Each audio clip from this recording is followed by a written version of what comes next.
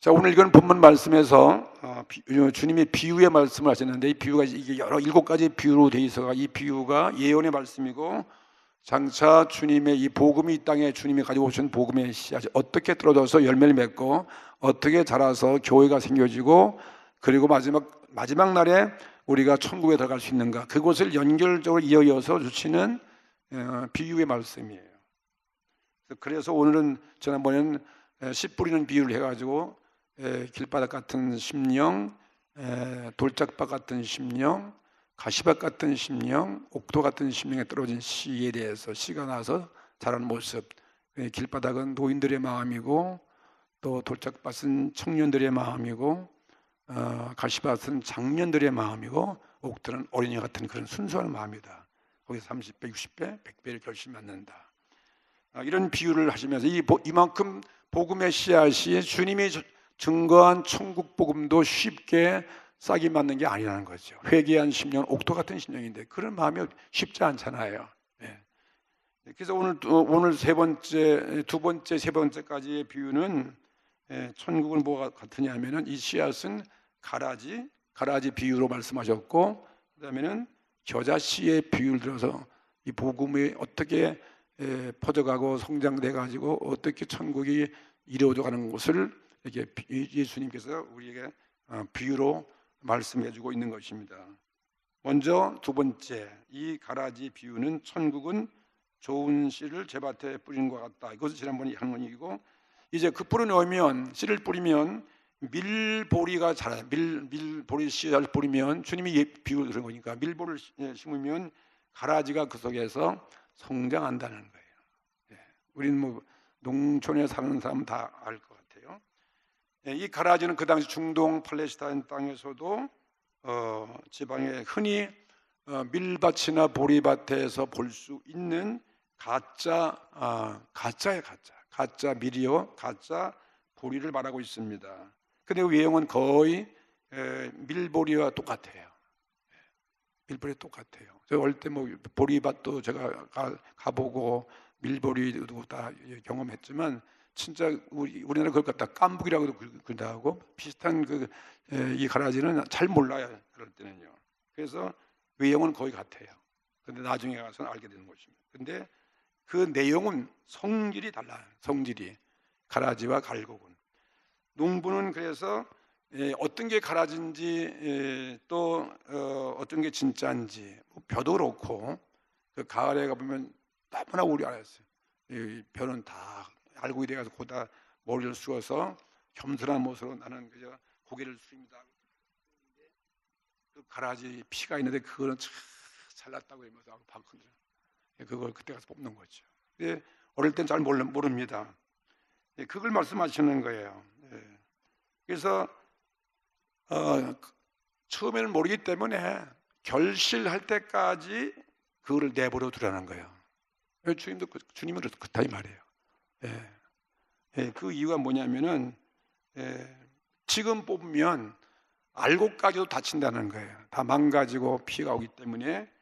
그래서 열매 맺는 수확기까지 기다리라. 그때까지 기다리라. 그러면 그때 가면 다 나타나니까 그때 가서 가라지를 뽑아서 그건 다 불태운다는 거예요. 그런 비유가 뭐예요? 오늘 가짜 신자, 가짜 이 세상에 열매 없는 그런 사람들은 천국에 들어갈 수 없다, 그 뜻이에요. 쉽게 말하면. 그리고 밀보리 알곡은 곡간에 거두어 드리는 것이다. 우리에게 오늘 굉장한 경각심, 굉장한 무거운 마음은 되죠. 나는 가라지인가? 나는 진짜 알곡 신자인가? 천국에 갈 수 있는 성도인가? 지옥 떨어질 수 있는, 여러분 그런 문제 생각이 들어요, 안 들어요? 들려는 거예요. 그거 안 들으면 좀 머리가 좀 무진 사람이지. 머리가 아니면 돌대가리라든지 아니면 호박대가리나 그거 모르겠어요. 얘는 그런 생각을 왜 안 하겠어요? 그러니 우리는 자신이 없잖아요. 내 자신 볼 때 내가 너무 부족한데. 그래서 여러분 그것 때문에 염려하고 고민하고 기도하라는 거예요. 주님이 이렇게 해놓고 그냥 가만히 대책 없이 일만 한 게, 너희들이 기도하면 나는 자비로우신 하나님이다. 너희 죄를 다 사하시게 한다는 거예요. 그러면서 아버지와 아들의 비유를 든 거예요. 아까 얘기한 대로 말이죠. 나쁜 아버지도 자기 아들 딸 잘 되고 말이에요. 정말 눈물나게 자기들이 목숨 바쳐서 잘 되기를 원하는데 하물며 좋으신 아버지께서 오늘 좋으신 아버지 찬송했잖아요. 좋으신 아버지 오늘 찬양 불렀잖아요. 그 좋으신 아버지 우리가 성령을 보여주, 우리에게 도와준, 우리가 어떻게 우리는 갈 수 없지만 우리를 알곡되게 하셔서 회개만 하면 사죄하시고 주님의 십자가 보혈로 넉넉히 여러분 천국에 들어갈 수 있다 이것입니다. 그러니까 우리가 기도하고 희망이 있는 것이지, 우리 꼬라지 보면 우리는 천국 갈 자격 없어요. 뭐 예수 믿어도 나은 게 별로 없는 것 같아요. 그런데 그래도 기도하셔야 돼요. 죄지면 더 질수록 기도하셔야 돼요. 더 우리가 겸손하셔야 돼요. 더 주 앞에 자비와 긍휼을 가는, 그 자비와 긍휼이 원하시는 우리 하나님 아니에요. 아니 그 아들 십자가에 내준 그 하나님이 오늘 내가 그까진 죄 하나 우리 주님의 은혜로 여러분 구원 못 받겠어요? 그게 우리 희망이 아니에요. 그러니까 여러분 천국에 이제 갈 수 있어요 없어요? 갈 수 있는 거예요.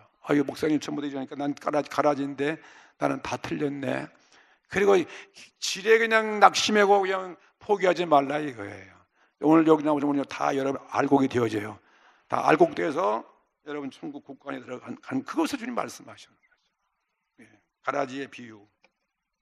그 저자들이 이 가라지 비유에 대해서 그게 무슨 뜻인지 잘 몰라가지고 아니 왜 그런 말씀을 왜 하시는지, 뭐 저자들도 똑같이 우리 같은 그런 사람들이니까요. 잘 영적인 말씀 잘 모르니까 그게 무슨 뜻입니까? 질문할 때 주님께서 더 설명하시는 걸 자세히 들어보면 마태복음 13장 36절부터 설명을 하고 있는 거죠. 43절까지 36절부터 읽어보시겠습니다. 이에 예수께서 다 같이 무리를 떠나사 집에 들어가시니 제자들이 나와 가로되 밭의 가라지의 비유를 우리에게 설명하여 주소서. 대답하여 가라사대 좋은 씨를 뿌리는 이는 인자요 밭은 세상이요 좋은 씨는 천국의 아들들이요 가라지는 악한 자들의 아들들이요. 보세요. 가라지를 심은 원수는 마귀요 추수 때는 세상 끝이요 추수꾼은 천사들이니 그런즉 가라지를 거두어 불에 사르는 것 같이 세상 끝에도 그러하리라. 인자가 그 천사들을 보내리니 저희가 그 나라에서 모든 넘어지게 하는 것과 또 불법을 행하는 자들을 거두어내어 풀무불에 던져 넣으리니 거기서 울며 이를 갈미 있으리라. 그때 의인들은 자기 아버지 나라에서 해와 같이 빛나리라. 귀 있는 자는 들으라. 이거 다 아는 거 아니겠습니까? 그죠? 누가 와서 우리를 구원해 줍니까? 천사가 와서 구원해 주는 거죠. 우리는 이미 다 구원받을 자로 택하여 주셨고 주님께서 우리에게 말씀의 씨를 다 뿌려서 열매 맺어가고 있고, 그리고 우리는 회개하게 기도하게 하셨으니까 내 공로란 내 노력이나 내 힘으로는 갈 수 없지만은 주님의 힘으로 간다 이 말씀 주님께서요. 우리 다 영원한 천국, 그것이 있으니까 우리 행복한 것이죠. 이 말씀 알아도 우리는 행복한 거예요.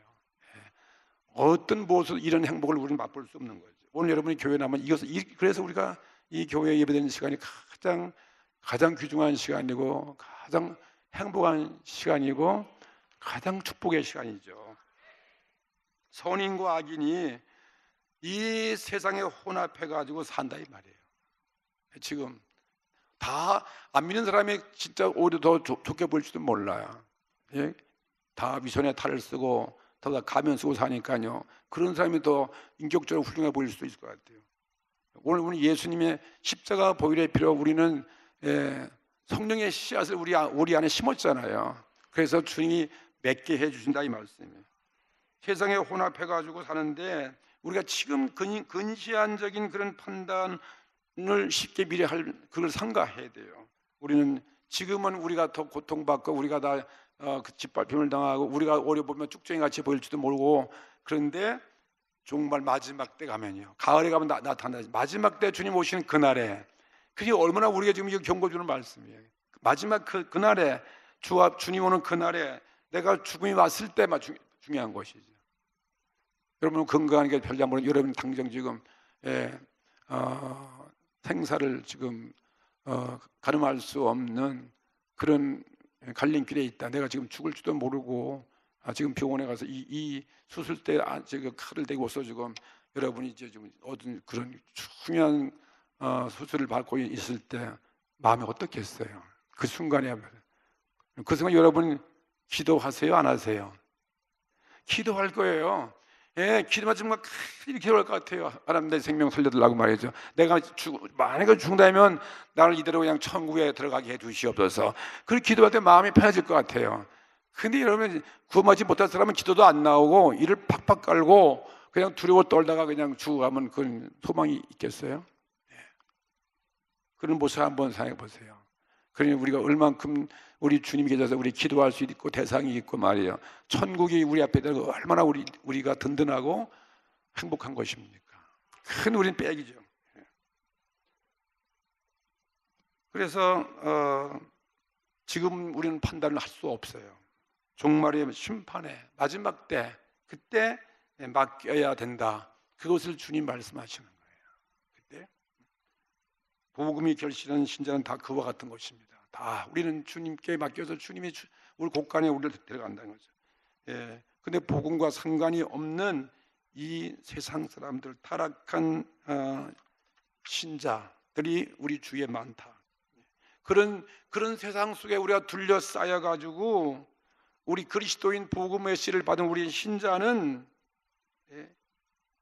많은 거짓 신자들 속에서 혼합해 가지고 신앙 생애를 어쩔 수 없이 핍박도 받고 짓밟힘도 당하기도 하고 고통을 받기도 하면서 그런 속에 우리는 지금 살아가고 있다 이것입니다. 그래서 마지막에는 우리는 구원이 있다 이것입니다.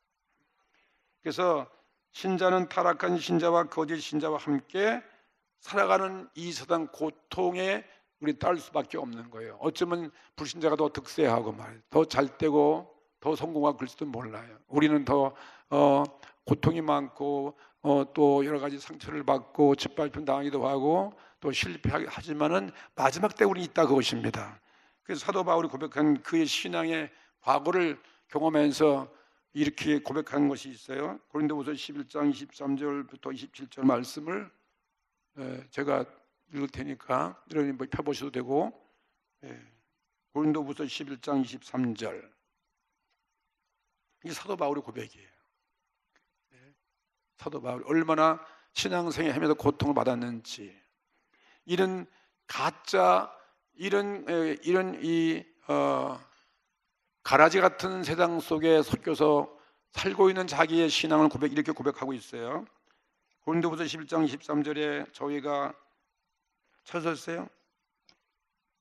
저희가 그리스도의 일꾼이냐 정신없는 말을 하거니와 나도 더욱 그러하도다.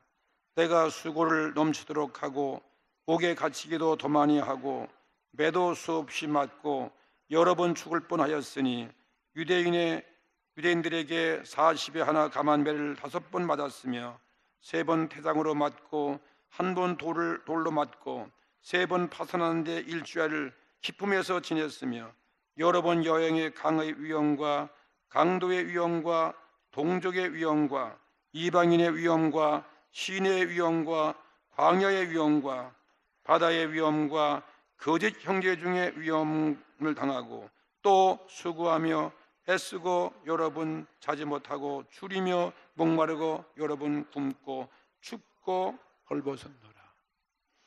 이게 이 세상 가라지 같은 속에서 이런 고통을 받으면 잘한다는 거예요. 어쩌면 우리가 더 짓밟힘을 당하고 세상 사람은 더 득세하고 불쌍한 우리 존재 모르지만 우리 마지막에 그때가 있다는 거죠. 추수 때가 있다 이것입니다. 그러니 우리가 전도하는 거 이 사도 바울 보면 아무것도 아니잖아요. 지금 그죠? 전도할 마음만 먹으면 아무것도 아니다 이거죠. 바울 시대에도 이미 이 가라지 같은 가라지 사람들 이 복음을 짓밟고 박해하는 사람들 복음에 전하지 못하도록 방해하는 사람들이죠. 전도하지 못하게 하는 마귀들이 하는 짓들이죠. 마귀의 이 자식들이 하는 거 아니겠습니까? 거짓 선지자들과 그런 사람들이 그 당시 바울 시대도 교회까지 다 들어와 가지고 그들이 득세하는 거야. 그들이 다 교회를 혼란시키고 그들이 그 주위에 그리스도인들 중에 번창하고 있었음을 우리에게 설명해 주고 있는 사건인 것입니다. 밖으로부터 그런 핍박을 통해서 우리의 신앙을 막으려 하는 것이 안 될 때, 그렇게 시도해서 안 되니까, 할 수 없어지니까 악한 사탄이 우리 신자와 비슷한 가면을 쓰고 이 가라지 같은 자를 우리에게 보내는 거예요. 가라지 같은 사람이 들어와서 교회에 들어오는 거예요. 교회에 들어와서 내부에서 신자를 멸하려고 하고 있다는 거예요. 오늘 어쩌면 우리 심령밭에도 이러한 악한 사단이 와서 씨를 뿌릴 수도 있어요. 우리가 잠자고 영적으로 무력해지고 기도하지 않을 땐 그렇게 들을 수 있잖아요. 죄악의 씨가 들어와가지고 나도 모르게 거기서요 열매가 맺을 수 있다는 거죠. 교회나 우리들 신앙생애에도 이게 해당하는 말씀이죠. 외형상으로 가짜와 진짜를, 그래서 우리는 지금 혼돈 상태에 구별할 수 없다. 가라지가 밀보리와 흡사하듯이 마귀의 자식들은 천국의 자식과 흡사하다는 거예요. 누가 천국의 자식인지 잘 모를 정도로 말이죠. 현세에서는 지금 이걸 하나님 심판하지 않습니다. 다 그냥 자기가 내버려 두는 거예요. 이걸 구별하다가는 도리어 신자들에게 해독을 끼친다. 해독을 끼치고 또 해독을 초래하기 때문에 하나님은 추수 때까지 이것을 내버려 두라고 하신다는 거죠. 이건 예언의 말씀이죠. 이 현세는 부득이 오늘 이런 세상으로 살아갈 수밖에 없다. 추수 때 이르러 그때는 이 세상 끝인데 이 세상 끝에 있어서 가라지는 거두어 불태워진 바 되어지고 알고 본 아버지 나라에서 해같이 빛난다. 그때까지 기다리는 것이는 거예요. 왜 하는 심판이 이렇게 안 오십니까? 왜 언제 오시는 것입니까? 주님은 하루가 천년같이, 천년이 하루같이 한 사람도 회개하고 구원받기 위해서 기다리신다고 말씀하셨습니다. 그래서 복음의 씨는 예수님 말씀한 대로 파종이 어려워요. 복음의 씨는 이렇게 싹이 나기 어렵고 자라기가 또 어려운 거예요. 돌짝밭, 길바닥, 가시덤불 어렵고 또 이런 길바닥에 떨어진 씨는 새가 쏘아먹고 죽고 또 돌짝밭에 세운 이 복음의 씨앗은 해에 다 타버려요. 햇빛에 타버리고 싶고, 그리고 알고 본 다른 가라지 때문에 막 엉겅 튀어나가지고 같이 찔리고, 그래서 둘러싸여가지고 이 옥토에 이런 씨는, 복음의 씨는, 생명의 씨는 성장하기가 어렵다 이것입니다. 우리 여기에 들어가는 우리 얼마나 감사한 거죠. 그것을 말씀하는 거죠.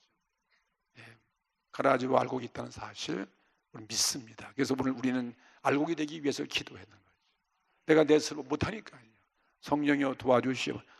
열매 맺게 해주시고 가라지가 되지 않게 하시고 알곡되게 하시고 근데 천국 곳간에 들어가게, 이것이 준비되어 있으면요 오늘 우리 얼마나 마음이 편안하겠어요. 그렇죠? 죽음이 와도 관계없는 거죠. 죽을 때 그렇게 두려워 떨 리가 없잖아요. 태연하게 담담하게만 이 말씀 믿고 가는 거죠. 자, 근데 그다음에 세 번째 비유는 뭐냐면, 이제 이 가라지가 이게 일단 이 가라지와 혼합되어 있어서 오늘 이 교회나 우리 그리스도인들이 신앙생활 하다 보면은 빠르게 이 세대와 더불어 축복도 받고 성공도 하고 신앙이 성장될 수도 있다 이것입니다.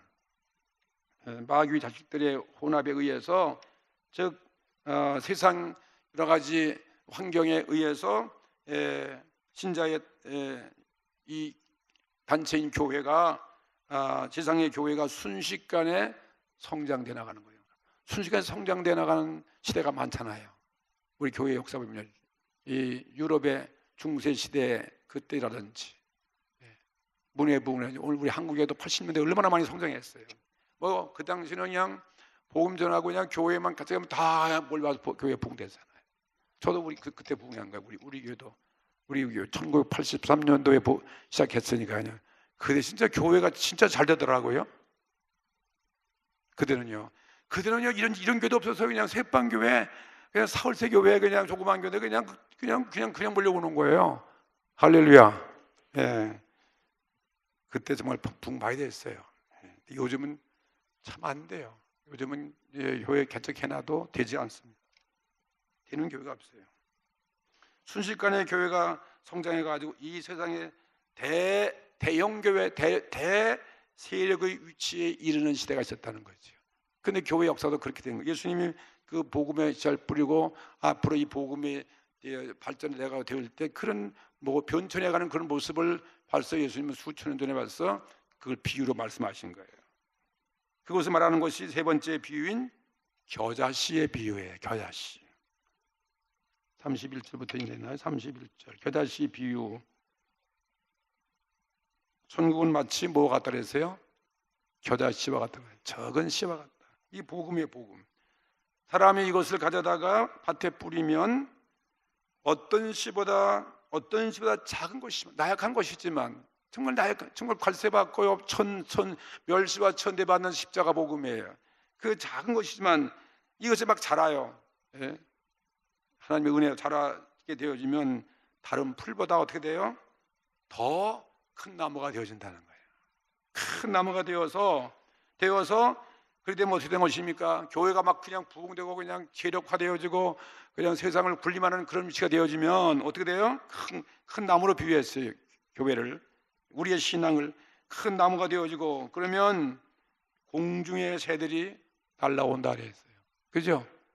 공중의 새들이 날라와서 그 가지에 깃들 만큼의 나무로 되어진다 이것입니다.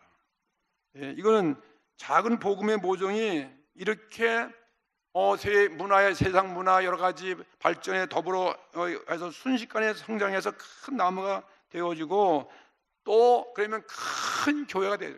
대형 교회가 되어서, 그리해서 공중의 주장하는 이 새는 우리는 보면 좋은 것 같지만 이게 안 좋은, 새는 성경에 보면 다 마귀예요.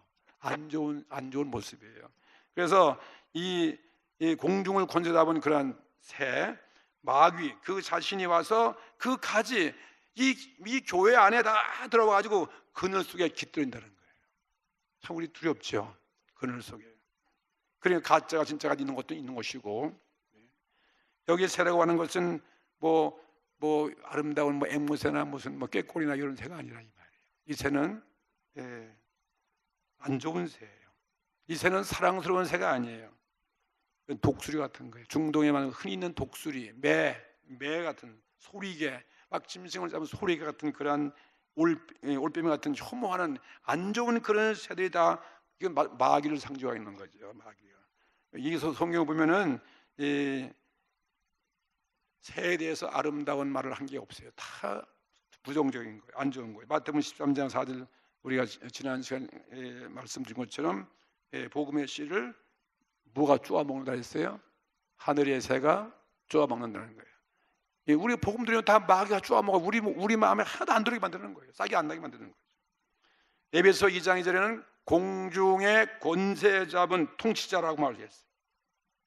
이것은 마귀를 상징하고 있는 것이고, 또 계시록에도 보면 19장 17절에는 또 내가 보니 한 천사가 해에 서서 공중에 나는 모든 새를 향하여 큰 음성으로 외쳐가로 내와서 하나님의 큰 잔치에 모여 모든 사람의 살을 먹으리라. 새가 먹는 거예요. 새가 죽은 시체 뜯어먹는 거예요. 안 좋은 거지. 이 모두 악한 의미에서의 그 새를 의미하고 있는 거죠. 사단 마귀.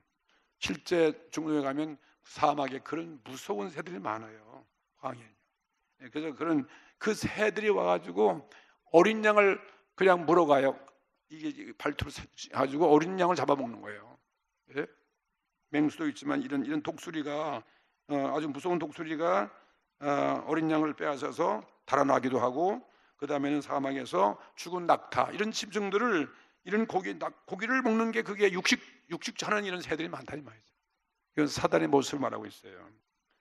그러한 새가 급히 성장한 나무가지에 와서 깃들인다는 것입니다. 그리고 오늘 우리 교회들이 정말 정신 차린다는 거죠. 이건 의심할 것도 없이 악마가 급히 세력을 얻은 교회에 와서 깃들인다. 우리가 급히 회개하고 우리 마음을 비우면 쫓겨난 그 귀신이 나가다 거할 것이 없어가지고 날씨가 없어가지고 다시 자기 있던 곳에 와니까 그 마음이 비어 있어요. 텅 비어 있어요. 그래서 더 그 마귀가 들어 집을 짓고 처음보다 마지막에 더 악하다, 이런 말 주님이 하실 거예요. 그래서 우리 마음속에 항상 말씀으로 성령으로 주님이 들어와 계셔야 되지, 이거 그냥 급하게 회개하고 보되면 이건 쉽게 그런 심령에 사단이 들어와서 나쁜 그러한 결과를 가져온다, 그런 말도 성경에 기록되어 있는 것입니다. 그래서 큰 나무에 이러한 모든 새들이 깃든다는 거예요. 교회에 복음은 그 자체로서, 그래서 너무 그렇게 주님께서 그렇기 때문에 급히 하지 않습니다. 천천히 서서히 서서히 씨가 자라고 그 다음에 또 이상이 맺고 열매가 맺는 것처럼 이렇게 해서 보면 이루어지는 것이지, 한순간에 뭐가 이루어지지 않단다 것입니다. 이스라엘 백성이 가나안 땅에 들어갈 때도 그렇게 한 번에 들어간 것이 아니라 점차적으로 들어가게 하시는 거예요. 세상에 배척되고 사람에게 미움받는 것이 바로 복음의 특징인데, 이렇게 세상 물결을 따라서 일조에 우리가 이렇게 교회가 성장돼 나가지고 악마의 자식들이 교회 안에 들어와가서 이렇게 복음이 변질되어 가지고 교회가 세속화된다는 거예요. 얼마나 우리 세속화된 그런 교회 살고 있습니까? 세상 교회가 돼 가지고 겉은 성장됐지만 그 속은 세속화됐다 이것입니다. 오늘 우리 신앙도 마찬가지예요.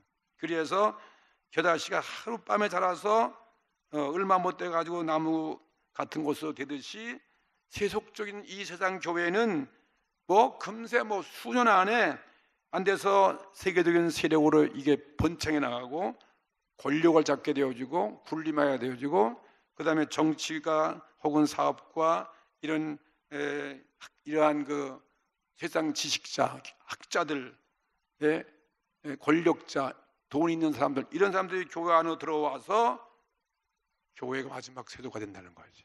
이 의미심장한 주님의 예언의 말씀이에요. 마지막 때 우리 교회를 보겠냐 그것입니다. 하나님이 촛대를 옮길 수밖에 없다는 거 아니겠습니까? 하나님의 아들 예수 그리스도가 아니고서는 이거는, 이런 비유를 누가 아무나 할 수 없는 거죠. 예수님의 이 비유적 예언은 세계 어느 곳에서나 실현되어 왔어요. 이게 교회 역사예요. 그리고 천지는 없어져도 주의 말씀은 없어지지 않음을 우리에게 실제로 역사가 증명해주고 있는 것입니다. 그래서 이 구라파의 역사 보게 되면은, 그래서 이 순서할 우리 이 복음 전파가 이제 큰 교회가 돼가지고 그 예언대로 실현된 거예요. 역사 속에. 그것이 오늘날 교회가 타락해서 로마의 천주교가 되면 캐톨릭이 되는 거예요. 캐톨릭 교황청이 생겨지고 말이에요. 법왕이 앉아가지고 임금을 다스리는 그런 게 말되는 것입니까? 정치와 권력을 장악하고 말이에요. 개신교회도 마찬가지예요. 동일한 현상이 정부와 결탁해가지고 타락의 길로 가고 있다. 이단들이 막 또 교회의 모습을 가장하고 또 생겨나가지고, 잠깐 이렇게 하루아침에 복음이 이렇게 번창돼가지고 세력을 얻게 되면 어떤 교회도 공중의 새가 와서 깃든다는 것입니다. 공중의 새는 바로 그 악한 사탄을 말하고 있는 거죠. 교회가 부패 타락하는 것이 오늘날 우리 시대에 있는 교회들의 현상이다. 그래서 예수님께서는 마지막 때 교회를 경고한 거예요. 계시록 2장 5절에 그러므로 어디서 떨어진 것을 생각하고 회개하여 처음 행위를 지키라. 처음 순수했던 그 복음의 그 마음으로 들어가라는 거죠. 만일 그리하지 아니하면, 회개치 아니하면 내가 네게 임하여 내 촛대를 그 자리에서 옮기려는 것입니다. 우리 교회에 주는 경고의 메시지죠. 또 계시록에 보면은 계시록 3장 15절.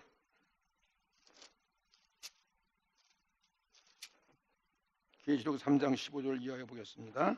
현대 교회, 현대 라오디아 같은 그런 교회, 14절 라오디아 교회의 사자에게 편지하기를, 계시록 3장 14절부터 보세요. 라오디아 교회의 사자에게 편지하기를, 아멘이시여 충성되고 참된 증인이시여 하나님의 창조의 근본이시니가 가라사대 내가 네 행위를 아노니, 마지막 때 우리 모습이에요. 우리 교회 모습. 내가 차지도 아니하고, 다 같이 읽어보실래요? 예, 덥지도 아니하고 내가 차든지 덥든지 하기를 원하노라. 내가 이같이 미지근하여 덥지도 아니하고 차지도 아니하니 내 입에서 너를 토하여 내치리라. 내가 말하기를 나는 부자라 부유하여 부족한 것이 없다 하나 내 곤고한 것과 가련한 것과 가난한 것과 눈먼 것과 벌거벗은 것을 알지 못하는도다. 내가 너를 고나노니 내게서 불로 연단한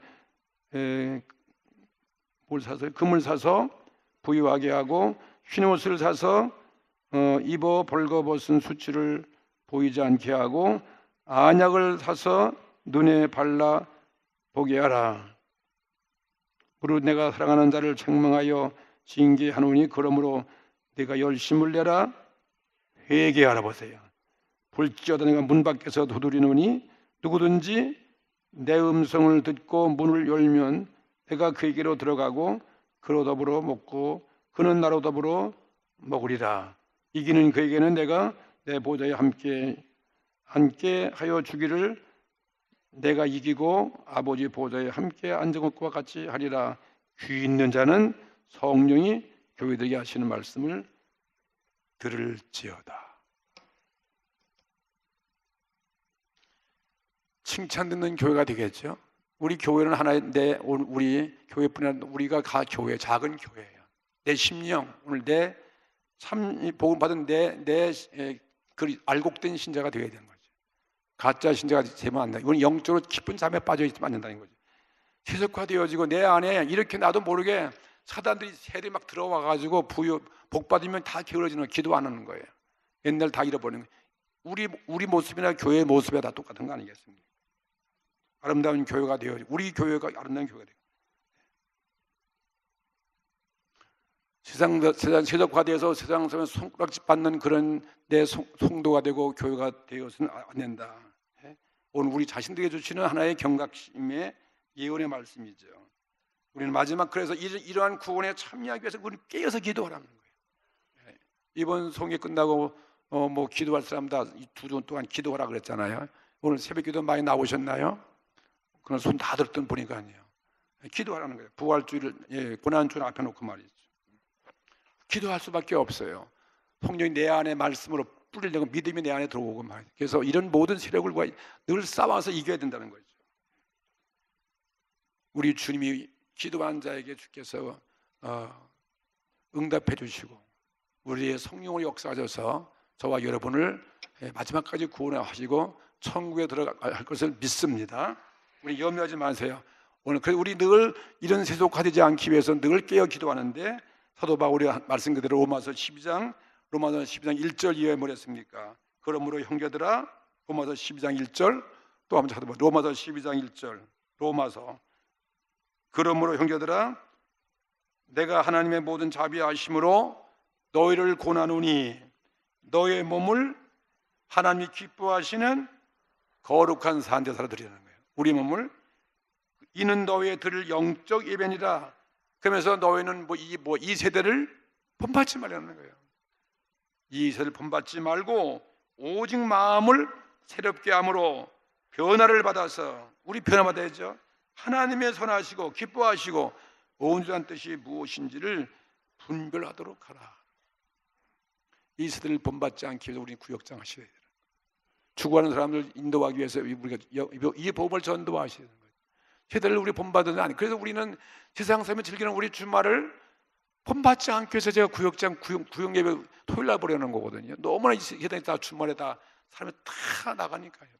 다 자기 육신의 정욕을 쾌락으로 행복을 찾아가니까요. 교회는 통통 비고 구역예배는 안 보니까 우리는 구역예배 보자는 거 이거 잘된 거요, 잘못된 거예요. 왜 목사님 왜 이 주말에 우리 놀아야지? 그거 여러분 좋은 생각입니까? 좋은 생각 아니잖아요. 우리는 주말에 남들이 하는 것 일부러 안 하는 거예요. 우리는 어디로 가야 된다고? 구역예배로 가야죠. 전도회로 나가야 되죠. 주일을 준비하시려는 거예요. 이거 진짜 맞는 거 아니겠어요? 이 세대를 따라가지, 이 세상 풍조, 이 세상 유혹을 따라가지 말라는 거예요. 세상을 모방하지 말라는 거예요. 그렇죠? 이거 하기 위해서 우리가 기도하는 것이죠. 그래서 사명을 막 붙으면은 그것 때문에 덜 나가는 거예요. 못 나가게 돼서 이것 때문에 구역장 사명 때문에 설교 때문에 준비해야 되지. 주말에 어디 가요? 예, 딴 날보다 주말만큼은 토요일만큼은 정말 주의동들도 여기에 주일 때문에 우리는 꼼짝 못하는 거죠. 그래서 우리는 죽음의 길로 유혹의 길로 그만큼 덜 빠지는 가는 거죠. 우리는 천국을 향해서 나가는 것입니다. 아멘. 그리고 오늘 술도 주님 교회에 오는 거죠. 사명자만 오는 거예요. 사명 없으면 여기 올 필요 없어요. 뭐 구역 예배 없는데 뭐하러 오겠어요? 그냥 편히 쉬었다가 주일 한번 딱 보고 가지. 근데 우리는 그냥 구역자는 그것 때문에 무거운 짐 때문에 그냥 범인하고 이것 때문에 또 와서 기도할 수밖에 없어요. 구역 공부할 수밖에 없어요. 그죠? 구역 식구를 하는 그 사명 때문에 여러분이 구역 예배 보는 거 아니겠습니까? 그거 준비하시면서. 그러니 구역장은 참 좋은 곳이죠. 이거 진짜 행복한 곳이에요. 이 구역장이라는 게 행복한 직분이라는 거 아니에요. 세상은 별게 아니거든요. 목마른 거예요. 이건 뭐 배가 안 부르고 낙이 없으면 이건 비참한 거거든요. 오늘날 교회가 영적 무력증에 다 빠져 있어요. 지금 오늘 시대에 뭐 다 거의 다. 이럴 때 우리는 부활 신앙이 필요한 것이고 재림 신앙으로 무장할 수밖에 없습니다. 베드로후서 3장 8절. 베드로후서 3장 8절 또 한번 봅시다. 베드로후서 3장 8절. 지금 어느 시대인가? 우리는 어떻게 살아야 되는 것이? 베드로후서 3장 8절 또 펴주세요. 베드로후서 3장 8절부터 보겠습니다. 우리는 어떻게 해 살아가는가? 어떻게 대처해야 되는가? 찾으셨어요? 다 같이 읽겠습니다. 사랑하는 자들아, 주께는 하루가 천년 같고 천년이 하루 같은 이 한 가지를 잊지 말라. 주의 약속은 어떤 이에 더디다고 생각하는 것 같이 더딘 것이 아니라 오직 너희를 대하여 오래 참으사 아무도 멸망치 않고 다 회개하기에 이르기를 원하시니라. 그러나 주의 날이 도적같이 오리니 그날에는 하늘이 큰 소리로 떠나가고 체질이 뜨거운 불에 풀어지고 땅과 그 중에 있는 모든 일이 드러나리로다. 이 모든 것이 이렇게 풀어지리니 너희가 어떤 사람이 되어야 마땅하뇨? 거룩한 행실과 경건함으로 하나님의 날이 임하기를 바라보고 간절히 사모하라. 그날에 하늘이 불에 타서 풀어지고 체질이 뜨거운 불에 녹아지려니와 우리는 그 약속대로 의에 거는 바 새 하늘과 새 땅을 바라보는 도다. 아멘. 우리는 이런 시대에 살고 있는 거예요. 세상을 본받지 말라는 거죠. 우리는 새 하늘과 새 땅을 바라봐야 돼요. 마지막 종말이 우리 앞에 다가왔기 때문에 또 베드로 전서 또 그다음에 베드로 후동에 베드로 전서 좀 넘겨보세요. 베드로 전서에 보면은 5장 8절에 베드로전서 5장 이 시대 어떤 시대인가? 이 교회가 이렇게 새들이 와서 깃들고 변질되어 이단이 난무하고 있고 세속화되어지는 이러한 세상 권력자, 부자들, 정치가들 다 와서 교회에 와서 판을 치는 이와 같은 이런 세상이 된 시대죠. 5장 8절에 뭐라 했습니까?